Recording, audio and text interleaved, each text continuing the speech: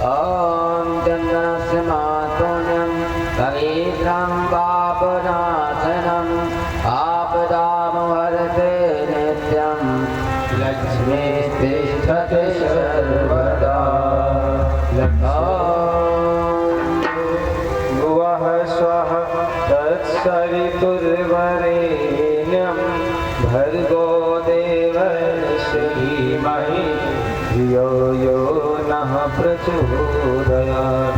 ॐ त्र्यम्बकं यजामहे सुगन्धिं पुष्टिवर्धनम् उर्वारुकमिव वन्दनात् मृत्योर्मुक्षीयमामृतात्। ॐ भूर्भुवः स्वः तत्सवितुर्वरेण्यं भर्गो देवस्य धीमहि धियो यो नः प्रचोदयात्। ॐ मङ्गलं भगवान् विष्णु मङ्गलं गरुडध्वज मङ्गलं पुण्डरीकाक्षो मङ्गलायतनो हरिः। बोले श्रीमद् प्रज्ञा पुराण की जय हो। सभी लोग हाथ जोड़ें, भगवान का पावन मंगलाचरण करें। लोकाभिरामं रणरङ्गधीरं मुदा जीवनेत्रं रघुवंशनाथं लोकाभिरामं रणरङ्गधीरं जीवनेत्रं रघुवंशनाथं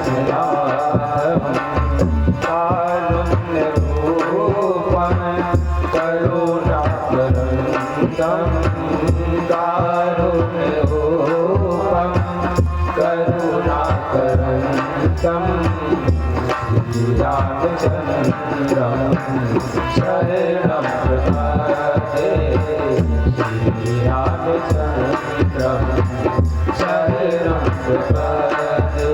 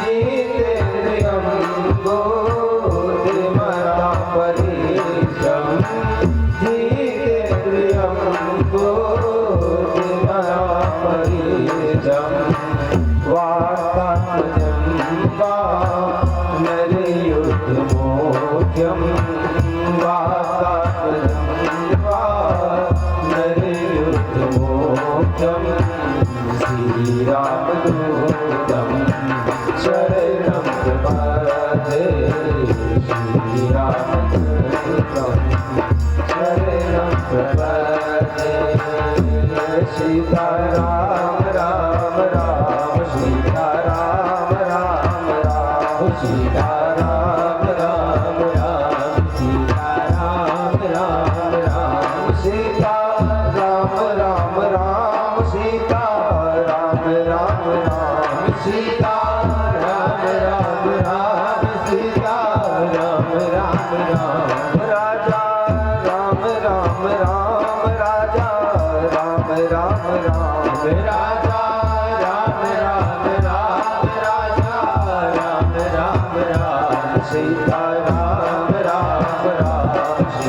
राम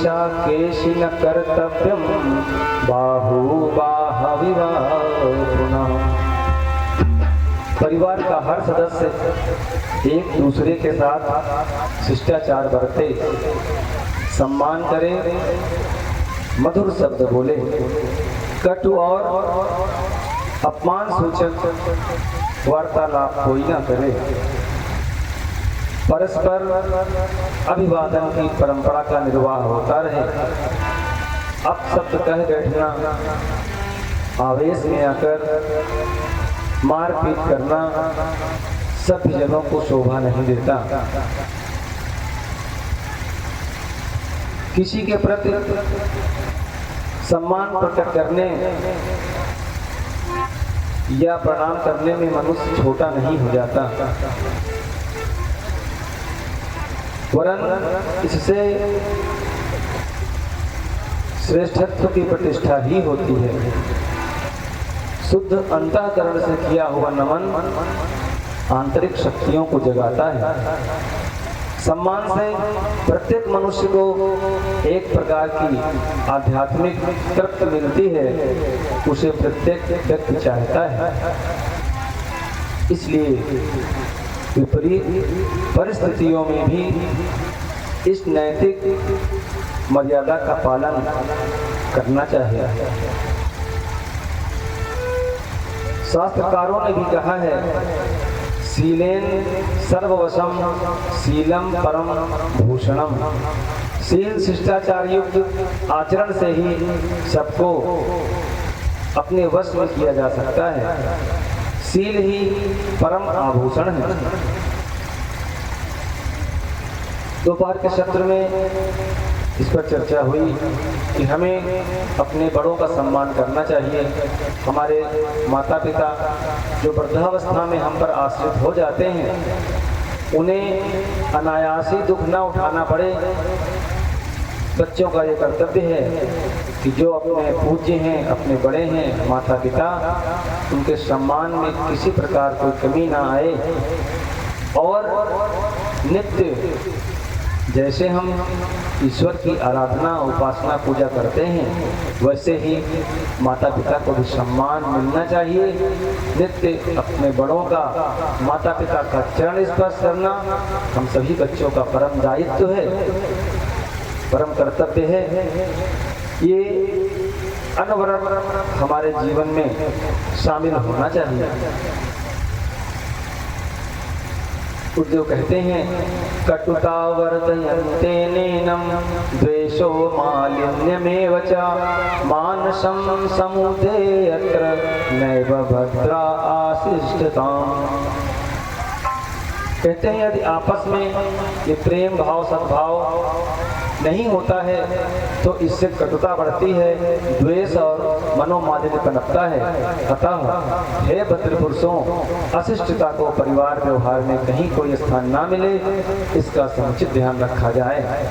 यदि हम अपने बड़ों का नित्य चरण स्पर्श नहीं कर पाते तो शास्त्र के दृष्टि में इसे अशिष्टता ही कहा जाता है। जो हमारी आदत नहीं, तो हमें ये नहीं लगता कि हम नित्य माता पिता का चरण स्पर्श नहीं करते तो इसमें कुछ खराब है, क्योंकि वो हमारी आदत में नहीं है। जब ये गुण हमारी आदत में हो जाएगा, उस दिन जब आप कभी भूल जाएंगे चरण स्पर्श करना, तो लगेगा कि इनसे कोई गलती हो गई। आदत के वशीभूत होकर मनुष्य जो कर्म करता है, उसमें का दैनिक क्रम जब छूट जाता है तो उसे लगता है कि हमसे कुछ भूल हो गई। लेकिन जो कर्म हम करते ही नहीं, उसमें भूल ना होना या भूल हो जाना, उसका कोई मतलब ही नहीं। तात्पर्य ये है कि जिस व्यक्ति ने रात ना देखी हो, उसे दिन का महत्व कहाँ से समझ में आएगा। अगर व्यक्ति को हमेशा से दिन ही दिन दिखे तो वो दिन का महत्व नहीं समझेगा। जब रात होती है तो हमें समझ में आती है बात कि दिन का बहुत महत्व है। रात में तो कुछ काम ही नहीं कर सकते, अगर दिन ना हो तो आदमी कुछ ना कर पाए। वैसे ही हम हमारे घरों से ये जो संस्कारों की परंपरा, ये जो सम्मान की परंपरा, बड़ों का सम्मान, उनका चरण स्पर्श, उनसे आशीर्वाद लेना, ये तो लुप्त प्राय ही हो गया। यदा कदा कोई व्यक्ति मिलेंगे जो माता पिता के चरण स्पर्श करते हैं, अन्यथा न माता पिता के चरण स्पर्श बच्चे करते हैं और न पत्नियां अपने पतियों के करते हैं। दोनों चीजें। पहले का एक समय जब पतिव्रता स्त्रियां प्रातः उठ करके सबसे पहले अपने पतियों का चरण स्पर्श किया करती थी। कारण ये था कि पति का चरण स्पर्श करेंगी तो कभी अगर शाम को या पिछले दिन कुछ मनोमालिन्य हो गया, आपस में कुछ कटुता हो गई, कुछ कहासुनी हो गई, तो जब पत्नी चरण स्पर्श करेगी तो पति भी सम्मान से उसको प्रेम देगा। जो आपस में कुछ मनोमालिन्य हुआ वो वातावरण प्रेम में बदल जाएगा और हमारी गृहस्थी की गाड़ी अच्छी से चलेगी। पति पत्नी का जीवन तो ऐसा जीवन है जैसे जेठ के महीने में खेतों में दूब लगी होती है, सूख जाती है, और जैसे ही बारिश होती है वो दूब अपने आप हरी हो जाती है। पति पत्नी का जीवन एकदम ऐसा ही है। आज लड़ाई हुई, अगले दिन फिर प्रेम से, जरा से प्रेम की बात हुई, फिर संबंध अच्छे। तो पति पत्नी का जीवन दूध के समान है। जब शादी ब्याह होता है तो पंडित जी उसमें दूब रखाते हैं, बांधते हैं। जब जो पट्टे बांधते हैं पति पत्नी के, तो दूब मांगलिक वस्तु में हल्दी रखी जाती, पैसे रखे जाते हैं। इसका मतलब यही है। दूब रखने का सिर्फ इतना मतलब है जैसे गर्मी में दूब सूख जाती है, जरा सा पानी पाती है वो फिर से हरी हो जाती है, वैसे ही हमारा जीवन जरा से अगर हम कुछ कहा सुनी आपस में हो गई, जैसे ही कुछ अवसर मिलेगा हम उसको प्रसन्नता में माहौल को बदल के और जो अपनी जिंदगी की गाड़ी को फिर से प्रसन्नता के माहौल से भर देंगे। इसलिए दूब रखी जाती है। तो चाहे पिता पुत्र हो, चाहे पति पत्नी हो, दोनों का ये धर्म है कि पुत्र अपने पिता के नित्य चरण स्पर्श करे। आज सुबह दोपहर में जो कथा हुई, यही कथा हुई कि हम अपने बड़ों का सम्मान करें। और माताओं से, बहनों से ये प्रार्थना, परम पूज्य गुरुदेव का ये आशीर्वाद भी है, आशीष भी आपको मिलेगा, क्योंकि आप अपने पतियों के चरण स्पर्श करेंगी तो पति का प्यार तो मिलेगा ही, और आपके बच्चों में संस्कार जाएंगे। बच्चे देखेंगे कि मम्मी पापा के चरण स्पर्श करती हैं, बच्चे पूछेंगे क्यों करते हैं। बच्चे तो जिज्ञासु होते हैं, छोटे बच्चे हर बात पूछते हैं। कुछ भी काम होगा तो पूछेंगे, ये ऐसे क्यों होता, वैसे क्यों होता, ये बताओ वो बताओ। बच्चे बहुत पूछते हैं। तो जब बड़ों के चरण स्पर्श छोटे करेंगे, हम करेंगे, तो हमारे बच्चे अनायास ही कर लेते हैं। बच्चे सीखते हैं देख करके। बच्चों को आपको कुछ भी सिखाना है तो आप उनको बता के मत सिखाइए, आप करके सिखाइए। बच्चे अपने आप सीख जाएंगे। आपके घर में पूजा का माहौल होगा, उपासना का माहौल होगा, बड़ों का चरण स्पर्श होता होगा, एक दूसरे का सम्मान करते होंगे, तो बच्चे अपने आप ही सीख जाते हैं। जिन घरों में गाली गलौज मारपीट होती है, बच्चे गाली गलौज सीख जाते हैं। आप देखते हैं समाज में, क्षेत्रों में, किन्हीं गाँवों में, किन्हीं जगहों पर बच्चे गाली, खुलेआम गाली देते हैं। उनके घरों में दी जाती है, बच्चे भी देते हैं, कोई फर्क नहीं पड़ता, न माता पिता को न बच्चों को। अच्छे परिवारों में असभ्यता मानी जाती है, गाली देना मना किया, बच्चे का दे भी दें। अभी हाल की घटना है हमारे घर ही की, बच्चा स्कूल पढ़ने गया, एक बच्चा गाली का गाना गा रहा है। गाली को ऐसे ही गाए जैसे गाना गा रहा कोई। अब वो घर में आया, वो गाली गाए, वो भी घर में ऐसे गाली गाए, उसे पता नहीं कि गाली है क्या है। बच्चे क्या है, 8 साल का बच्चा, वो गाली गाए, हमने सुना। भाई अपने कहा कि ये गाली गा रहा था, तो हमने कहा उसको क्या पता गाली के बारे में, वो तो गाना है, गा रहा है, तो बताइए इसको न गाओ, क्यों न गाए, अभी बताओ क्यों न गाए। तो बच्चे को क्यों बताएंगे कि हाँ क्यों न गाए, बस गाया नहीं जाता। बच्चे बड़े होंगे, समझ जाएंगे, तो बच्चों को जैसा माहौल मिलेगा बच्चे वैसा सीखते हैं। तो हम ये करें, अपने घरों में माहौल बनाएं, पूजा का माहौल बनाएं, उपासना का माहौल बनाएं, शिष्टाचार का माहौल बनाएं, जिससे हमारी संतानें अच्छी बने।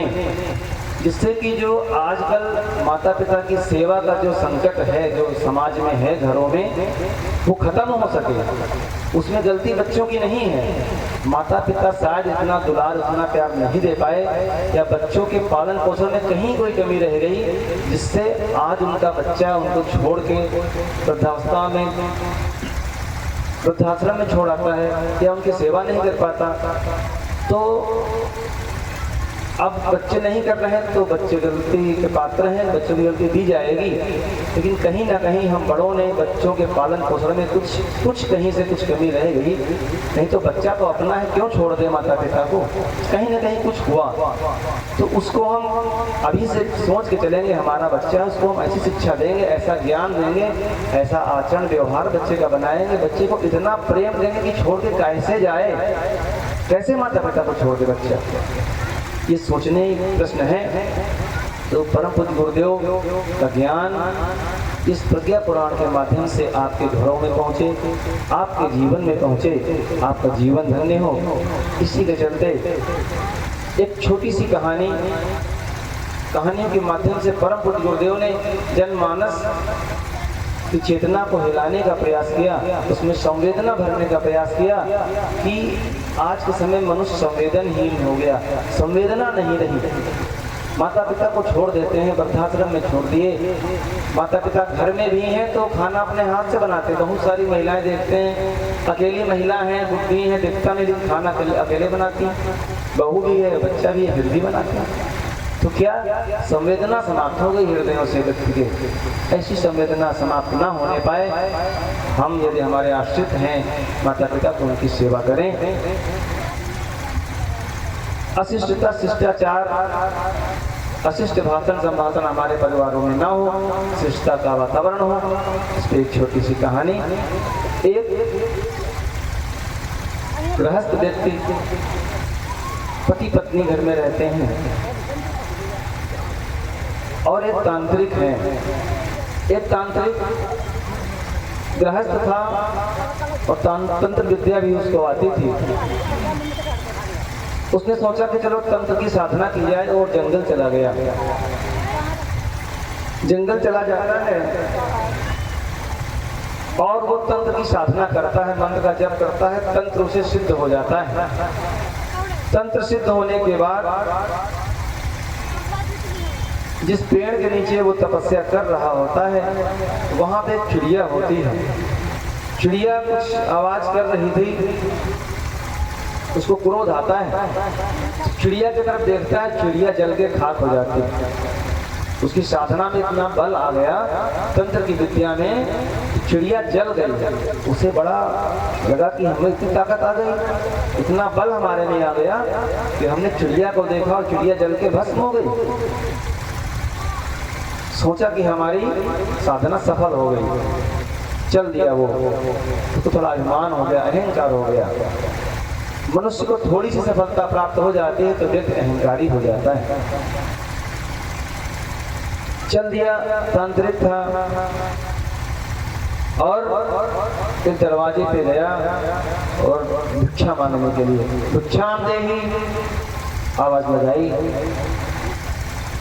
महिला घर में कुछ काम कर रही थी, आवश्यक कार्य कर रही होगी, नहीं आई, कुछ देर हो गई। फिर आवाज लगाई, भिक्षाम देहि, फिर नहीं आई।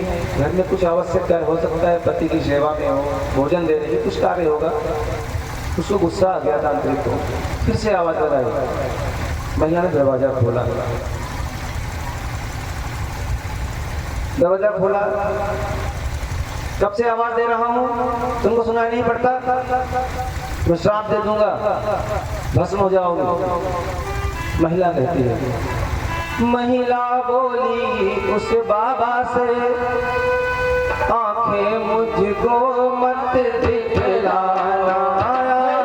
महिला बोली उस बाबा से, आंखें मुझको मत दिखलाना।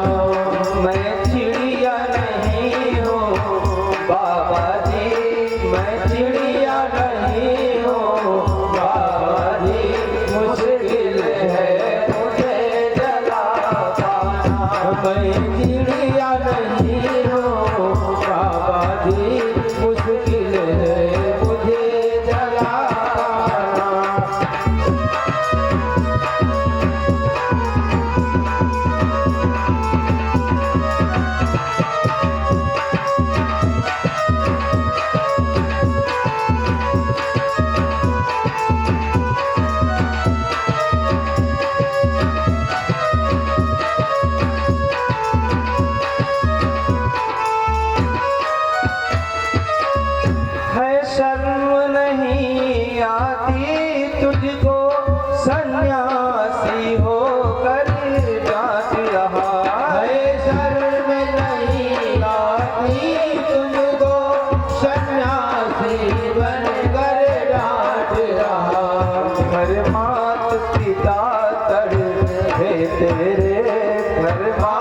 पिता तड़पे तेरे, तू मौज जिंदगी का पिया। बर्बाद पिता तड़पे तेरे, तू मौज जिंदगी का पिया।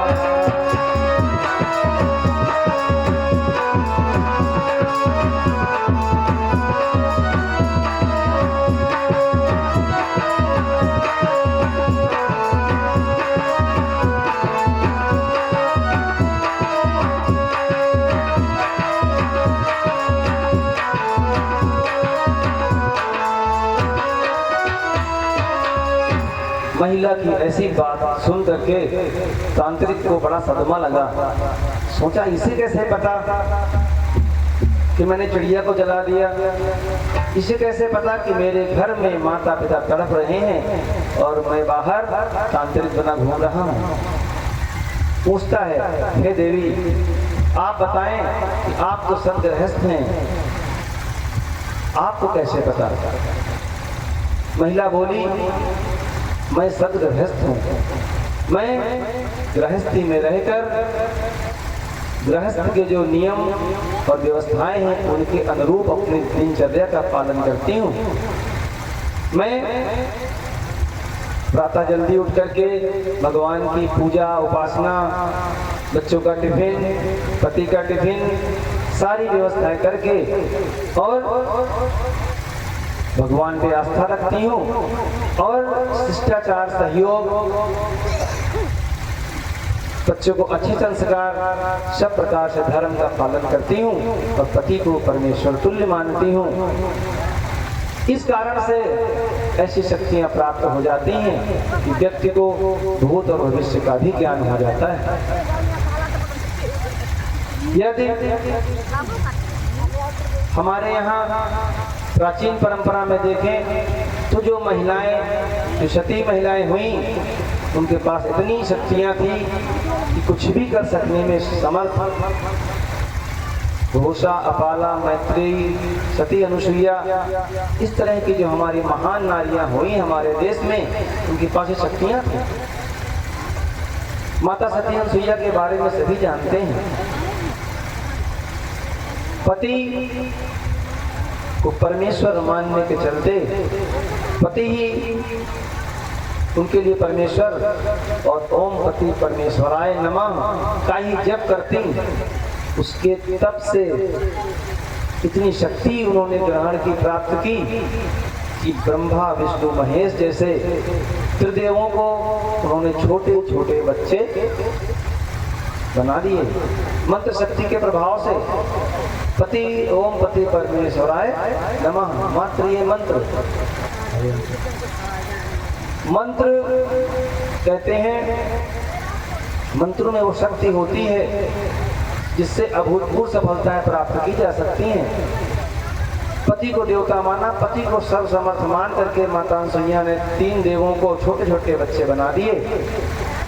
इसी तरह से यदि हम गृहस्थ में रहकर एक सद्गृहस्थ का जीवन जिए, एक पत्नी व्रत, एक पति व्रत का पालन करें और अपने जीवनचर्या का निर्वहन गुरु के संरक्षण में करें, तो वो शक्तियाँ और विभूतियाँ प्राप्त हो जाती हैं, जिससे मनुष्य का कल्याण हो जाता है।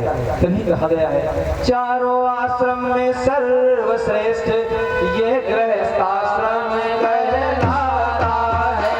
यह गृहस्थाश्रम कहलाता है, यह गृहस्थाश्रम कहलाता है। यदि है परिवार सुसंस्कृत तो परिवार स्वर्ग बन जाता है। यदि है परिवार सुसंस्कृत तो परिवार स्वर्ग बन जाता है।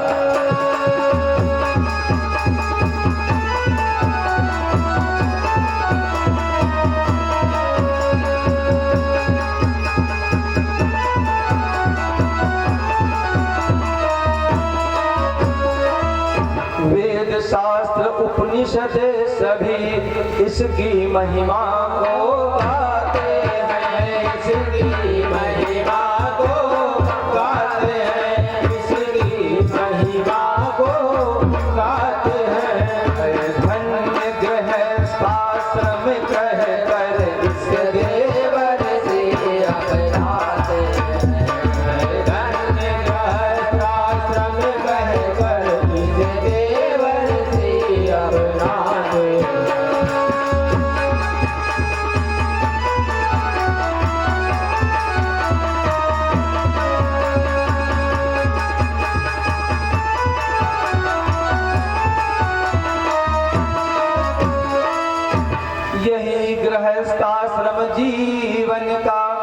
है पुनीत अनुष्ठान रामा है पुनीत अनुष्ठान है परिवार परंपरा है रत्नों की धार।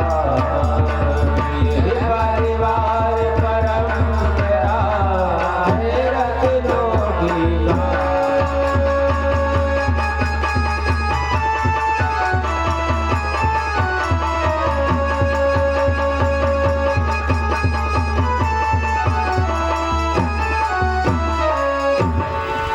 कहते हैं ये परिवार परंपरा है रत्नों की खान।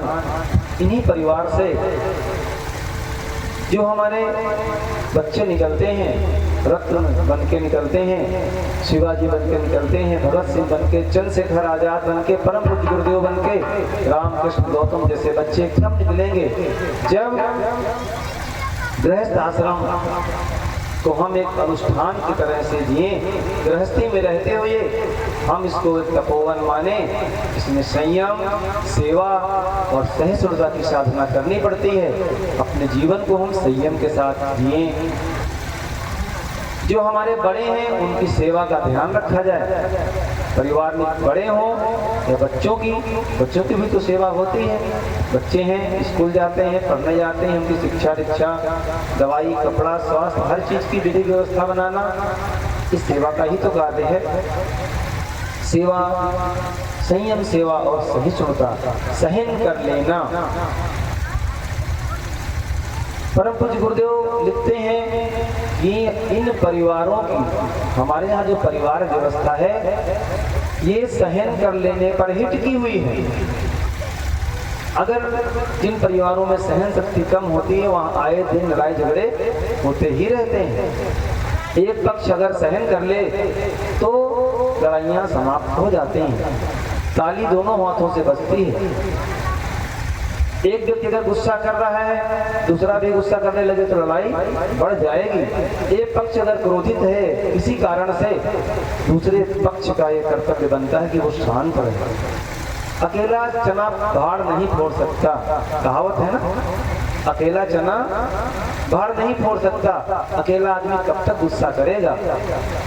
दूसरा अगर जवाब देने वाला हो ही ना तो आदमी ये दो चार बातें करके शांत हो जाएगा।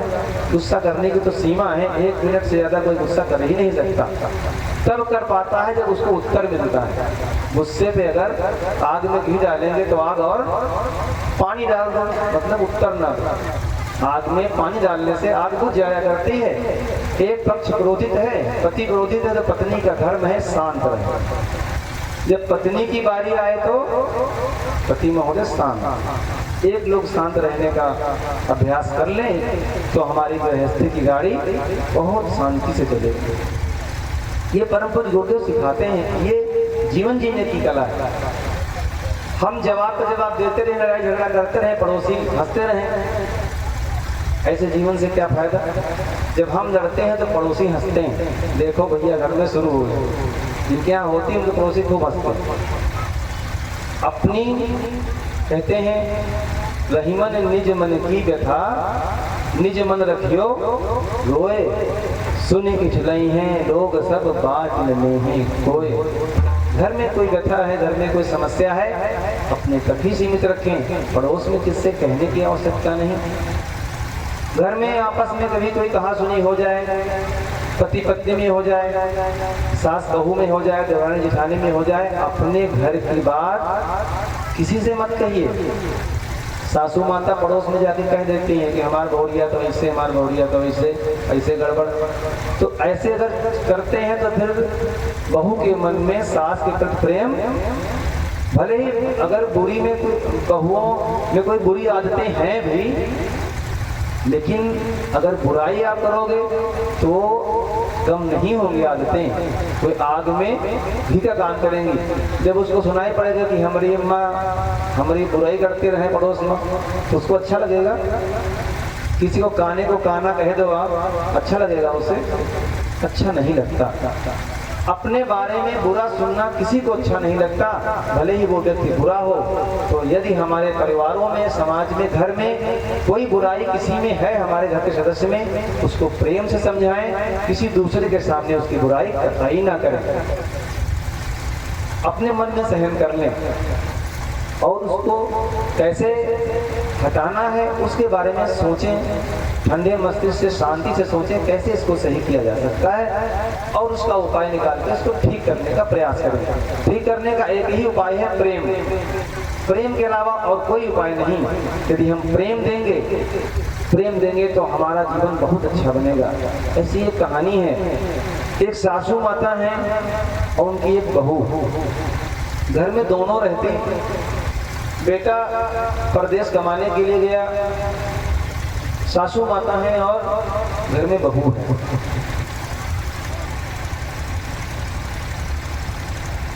बहू नई नई घर में जब आती है तो जो माताएं हैं सोचती हैं कहीं जो नई बहू आई है वो कामचोर न निकल जाए, तो खूब काम करवा दो, जितना काम हो सब बहुओं को दे दो।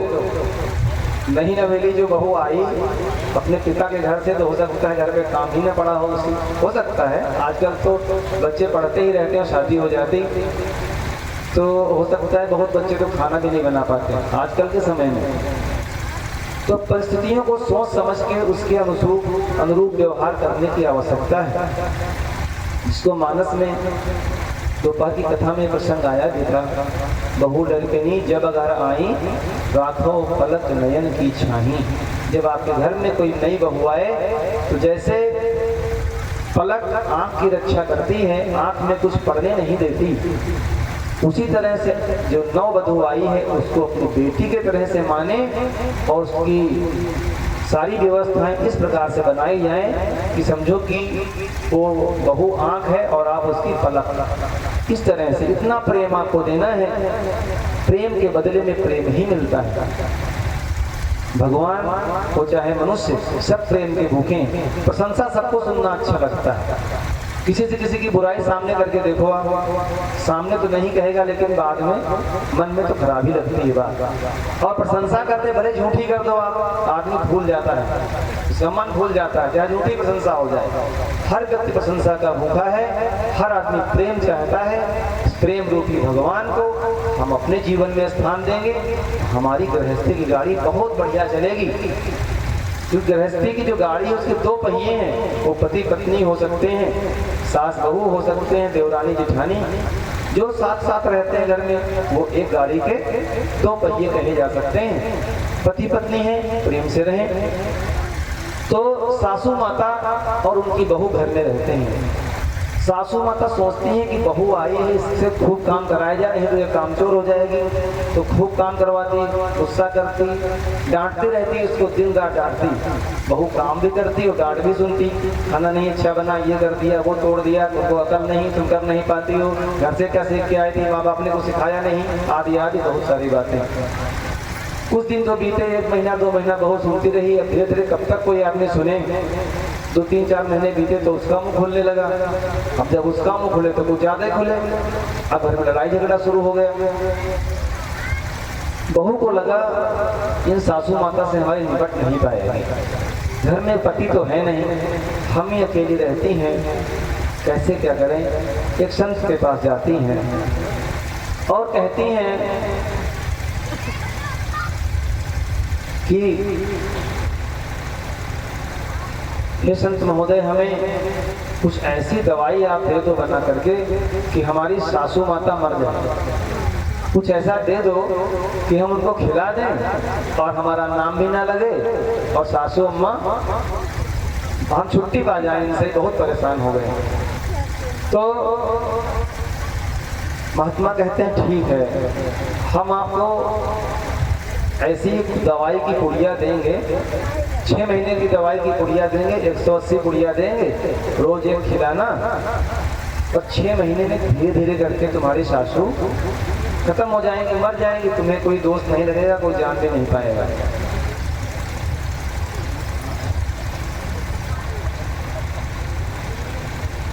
कोई जान भी नहीं पाएगा।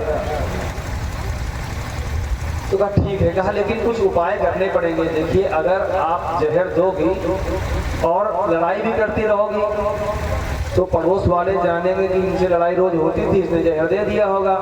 तो ऐसा करना कि तुम्हें अब अपना व्यवहार बदलना पड़ेगा, व्यवहार बदलना पड़ेगा और ऐसा व्यवहार करना पड़ेगा सासू माता चाहे जितनी गुस्सा करें एक भी जवाब नहीं देना।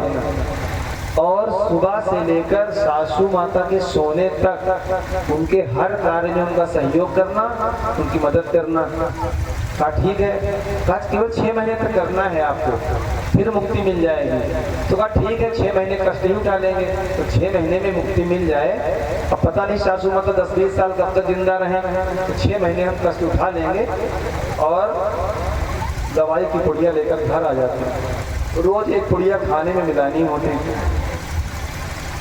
अब शाम को भोजन बनाया, बुलाया सासू माता को, अम्मा जी भोजन कर लो।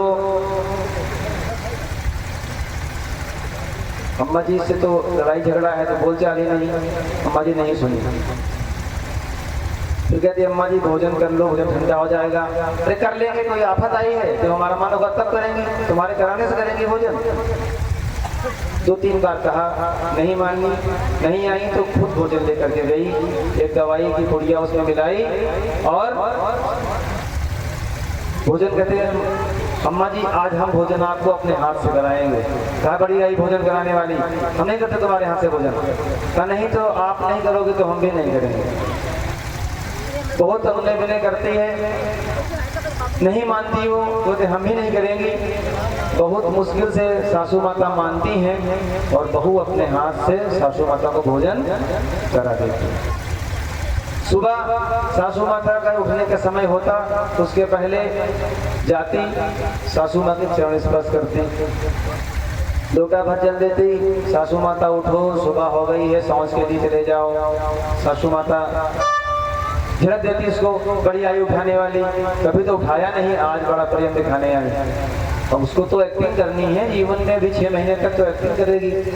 तो लोटा रख देती है। खैर सासू माता गई, सांझ के लिए लौट के आई। सासू माता पानी गर्म कर दिया है आपके नहाने के लिए, पानी गर्म कर दिया है, नहा लो, पूजा कर लो, भोजन तैयार हो रहा है, फिर भोजन बैठ के साथ में करेंगे। ठीक आई, बड़ी आई नहाने की व्यवस्था करने वाली, कभी तो बोलती नहीं, लड़ाई करती थी, आज नहाने के लिए पानी भी गर्म कर दिया। खैर नहाती हैं सासू माता, कपड़े धुल के बहू डाल आती है। अब गुरुदेव ने बताया, संत ने, तो पूरा प्रेम दे रही है। 2 दिन बीता, 4 दिन बीता, हफ्ता 10 दिन बीता, रोज का ये क्रम। जब 1 महीना बीत गया तो सासू माता सोचती हैं परिवर्तन कैसे हो गया। अभी तक तो बड़ा लड़ाई झगड़ा होता था हमारे और बहू के बीच में, पता नहीं किसने कोई गुट्टी पिला दी। अब तो बड़ा प्रेम दिखाती, भोजन कराती, कपड़े धुलती, सारी व्यवस्था करती। अब उनके मन में थोड़ा परिवर्तन होने लगा। अब बहू लड़ाई तो करती नहीं, अब आग में घी का काम तो बहू नहीं कर रही ना, अब तो बहू पानी डाल रही है आग में। अगर सासू माता गुस्सा करती तो वो प्रेम से बोलती। अब भोजन बना, सुबह सासू माता को भोजन कराने के लिए लाई। क्या माता जी भोजन कर लो, कर लाओ। तो सासू माता ने आज भोजन नहीं किया। आज सासू माता कह रही बेटा 1 महीना हो गया, तुम्हारा तो जीवन ही बदल गया। आज तुम बैठो, आज मैं तुमको भोजन कराऊंगा। ये परिवर्तन है मन का। सासू माता कहती हैं आज मैं आपको भोजन कराऊंगी। और जैसे बेटे को बेटी को भोजन कराया जाता है, सासू माता उस अपनी बहू को गोद में बिठा के भोजन कराती है। अब दोनों में इतना प्रेम हो गया, इतना प्रेम हो गया, इतना प्रेम हो गया कि बिना एक दूसरे के कोई रह ना पाए। इतनी अनन्यता हो गई जीवन में, इतना प्रेम हो गया, ना सास बहू के बिना रह सके, ना बहू सास के बिना रह सके। अब 2 ही प्राणी घर में और कोई तीसरा है भी तो नहीं।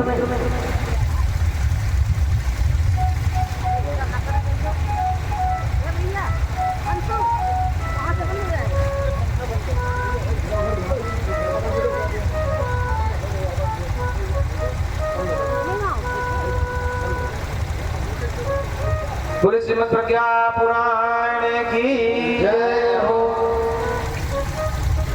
तो सास और बहू में अनन्य प्रेम हो गया। अब बिना एक दूसरे को रह न पाए। धीरे धीरे 6 माह का वक्त बीतने वाला, 2-4 दिन बचा है।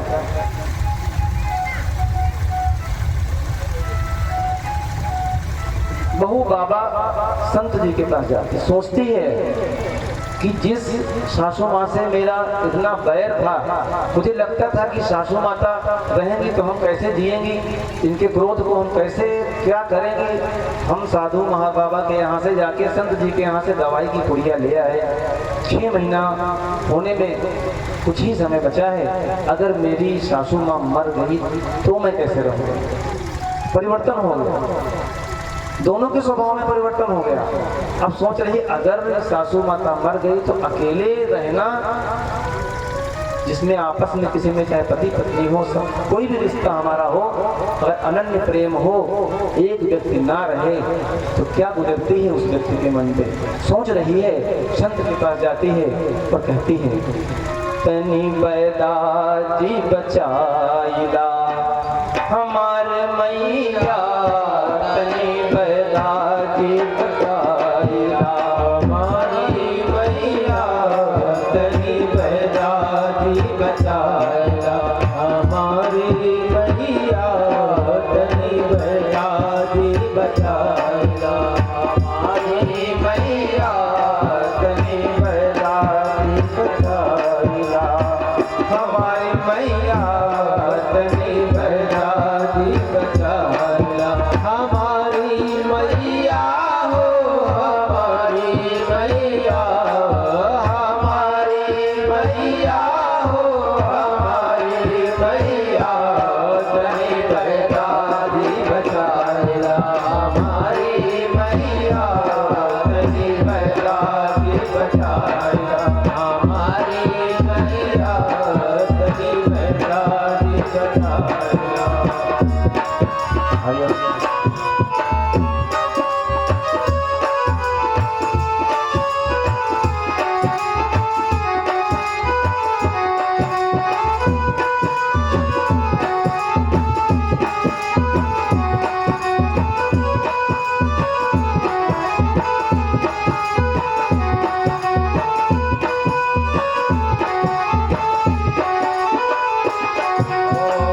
गोदी बिठाई के हमें दुलरैया, गोदी बिठाई के हमें दुलरैया, रहले की भांति हमें ना सतैया, पहले की भांति हमें ना सतैया, नयन पुतरिया जैसन नयन पुतरिया जैसन हमें रखिया, तनी बैदा जी बचाइला हमारी मैया, तनी बैदा जी बचाइला हमारी मैया, तनी बैदा जी बचाइला हमारी मैया हो, हमारी मैया, हमारी मैया हो, हमारी मैया, तनी बैदा जी बचाइला हमारी मैया, तनी बैदा जी बचाइला।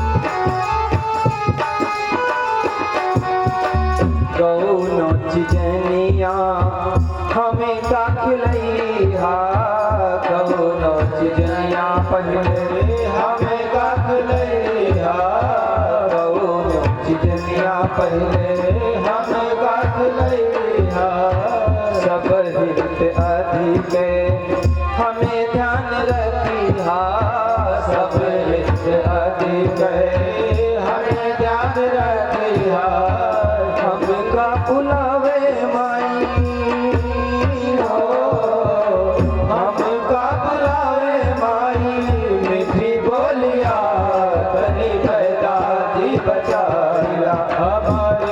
मैया तनी बैठा दी बचाया हमारी मैया तनी बैठा दी बचाया हमारी मैया हो हमारी मैया हमारी मैया हो हमारी मैया तनी बैठा दी बचाया हमारी मैया तनी बैठा दी बचाया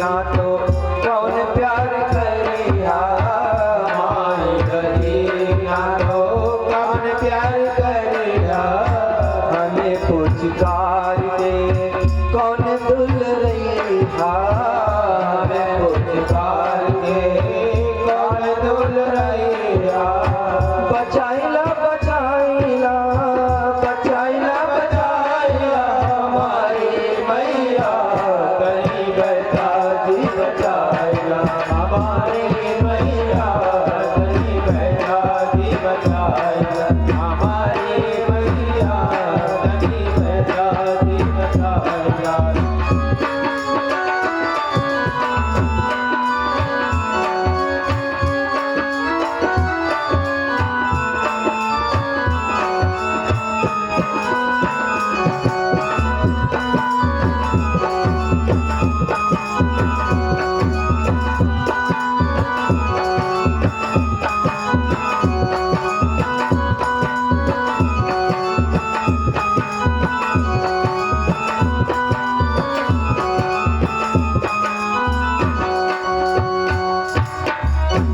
आज बहु रो रो के संत से कह रही है हे संत हे वैद्य आप हमारी सासू माँ को बचा लो। आपने जो दवाई दी थी वो तो मैंने सब खिला दी, थोड़ी दवाई बची है, कुछ दिनों में मेरी माँ का देहांत हो जाएगा, मैं कैसे अकेले जीऊंगी। संत जी कहते हैं, वैद्य कहते हैं कि बेटा मैंने जो दवाई दी थी वो विटामिन की गोलियां थी, विटामिन की गोलियां दी थी पीस करके, जहर का तो बहाना था, जीवन कैसे जीना चाहिए ये आपको सिखाना था, इसलिए मैंने केवल विटामिन गोलियां दी थी। और जीवन में जो आपने त्याग किया, जो सेवा की अपनी सासू माता की, जो प्रेम दिया, उसी सेवा और प्रेम का ये परिणाम है कि आज सासू माता और आप में अनन्य प्रेम हो गया। हमारे परिवार में भी अनन्य प्रेम आ सकता है यदि हम इन सास और बहू के जैसा जीवन जी सकें। परम पूज्य गुरुदेव इस तरह के मार्मिक प्रसंगों से हम जनमानस के दिलों में, मनों में ये बात अच्छे से बैठाना चाहते हैं कि हमारे जो रिश्ते हैं उनमें हम प्रेम का प्रतिपादन करें, प्रेम को अपने जीवन में लाएं। प्रेम ही भगवान है। हरि व्यापक सर्वत्र समाना, प्रेम से प्रकट हो ही मैं जाना। प्रेम के रूप में प्रकट हो जाता है भगवान, रिश्तों के रूप में। पति पत्नी का रिश्ता हो उसमें भी भगवान है, सास बहू का रिश्ता है उसमें भी प्रेम के रूप में भगवान है। हरि व्यापक सर्वत्र समाना, हर जगह है प्रेम के रूप में मिलेगा। जहाँ प्रेम आपने प्रकट किया तो प्रेम से प्रकट हो ही मैं जाना। भगवान शंकर कह रहे हैं, जब धरती की करुण पुकार, धरती रावण के आतंक से अकुला गई और ब्रह्मा जी के पास गई, सब देवता मिल करके, उस सभा में शंकर भगवान भी हैं, सभी भगवान को पुकार रहे हैं। धरती के कष्ट को देख करके दुनिया त्राही त्राही कर रही है, तब शंकर भगवान कहते हैं कि भगवान तो हर जगह है, प्रेम से बुलाओ तो भगवान चले आते हैं। भगवान तो प्रेम के ही रूप हैं। तब कहते हैं हरि व्यापक सर्वत्र समाना, प्रेम से प्रकट हो ही मैं जाना। और वहीं प्रार्थना करते हैं भगवान की आकाशवाणी होती है कि जल्द ही मैं दशरथ और कौशल्या के यहाँ राम के रूप में अवतार लूंगा। भगवान बताना चाहते हैं कि प्रेम लाएं, हम अपने परिवारों में प्रेम लाएं। इसके लिए कहा गया है जब प्रेम नहीं तो जीना क्या, जब प्रेम नहीं तो जीना क्या, जब प्रेम नहीं तो जीना क्या। अमृत है यह प्रेम जगत में, अमृत है यह प्रेम जगत में, इसे छोड़ विष पीना क्या, जब प्रेम नहीं तो जीना क्या, जब प्रेम नहीं तो जीना क्या, जब प्रेम।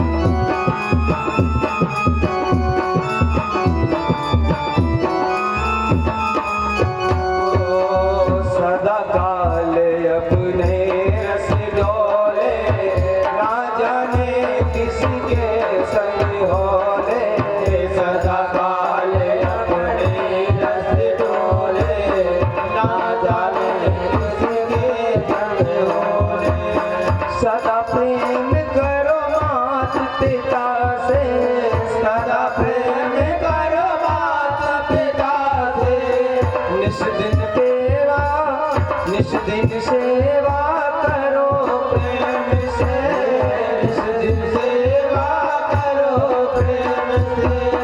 सदा प्रेम करो माता पिता से, सदा प्रेम करो माता पिता से, निस दिन सेवा करो प्रेम से, निस दिन सेवा करो प्रेम से। हफ्ता दिवस महीना क्या, जब प्रेम नहीं तो जीना क्या, जब प्रेम नहीं तो जीना क्या।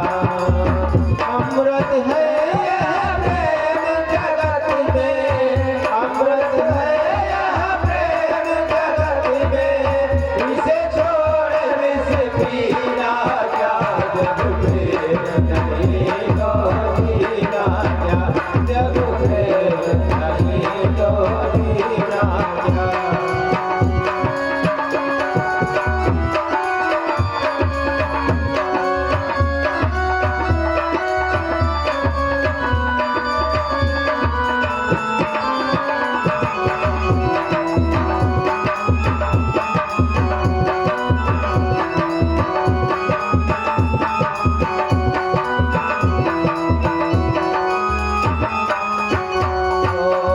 तीर्थ है पितु मात तुम्हारे, क्यों फिरते हो मारे मारे।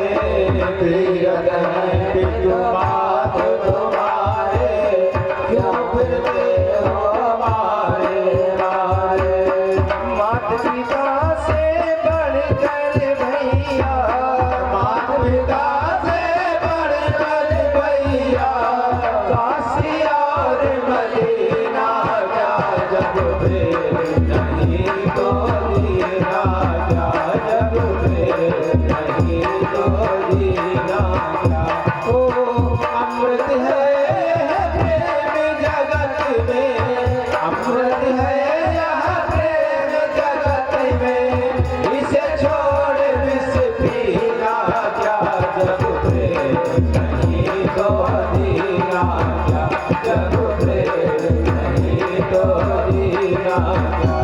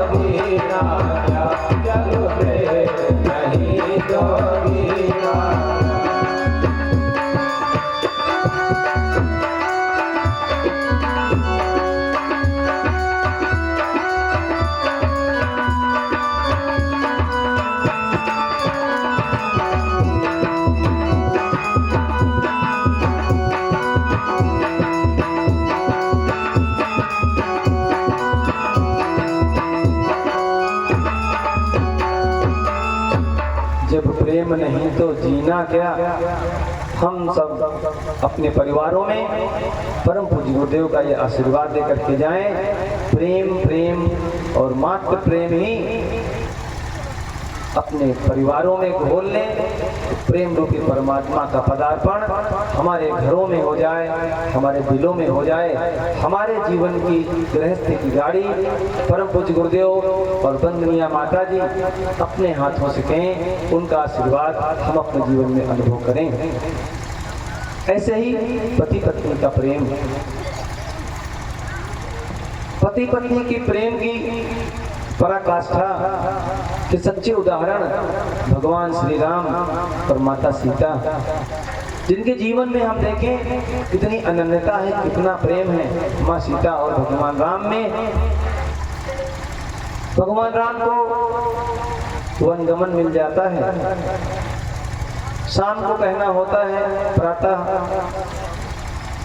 कल वेश पहन करके राम को जाना है वन में। माँ सीता कहती हैं हम भी जाएंगे, अकेले हम घर में नहीं रहेंगे। भगवान कहते हैं देखिए आप घर में रहिए, वन गमन तो मेरा हुआ है, माँ ने आज्ञा मुझे दी है। राम को 14 वर्ष का वनवास और भरत को राजगद्दी, इतना ही मांगा है। आपको जाने की बात कहीं पर नहीं आती है। तो नहीं, हम जाएंगे। राम जी कहते हैं जो हठ करहूं प्रेम बस बामा, जो हठ करहूं प्रेम बस बामा, तो तुम दुख पाओ परिणामा, तो तुम दुख पाओ परिणामा।